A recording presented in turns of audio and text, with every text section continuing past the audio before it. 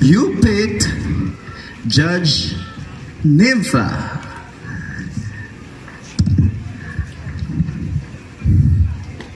How are you, candidate number 5?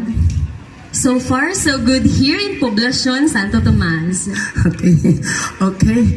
The simple word that I will let you explain is integrity. Friends, Filipinos, my countrymen, lend me your ears. Integrity. Doing the right thing and doing the things right. In this world, during the 21st century, has been full of lies and crimes. It is a tough thing to stand firm for what you believe that is ethical, especially when it's contrary to the majority's thinking. But why do we keep on impressing other people while losing ourselves? Why do we need to be dictated by others? This young lady standing before you today, and I just want to say that you have the free will. The final decision is yours. If you are a student, try not to cheat just to get high grades. If you are a son or a daughter, do not lie to your parents.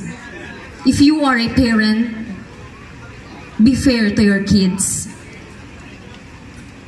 If you are a partner, be it husband or wife, girlfriend or boyfriend, be fair and do not lie to your partner. And all of us here, for those voters for this coming election, hold on to your dignity. Do not be bought by anything.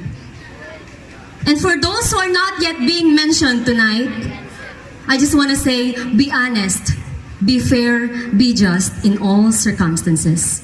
That is integrity. Would you mind to tap the person on your right side and say, integrity matters? Be the change you want to see in the world. Thank you and good morning.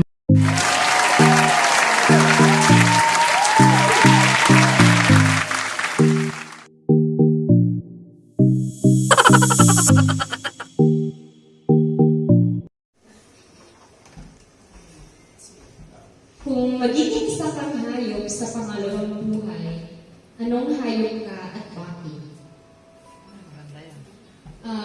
Good evening and thank you so much for this question. If I'm given the chance to be a kind of an animal in the second life, I'll be choosing to be an eagle. It's kind of a bird where it can fly. Not only can it fly, but it can soar high.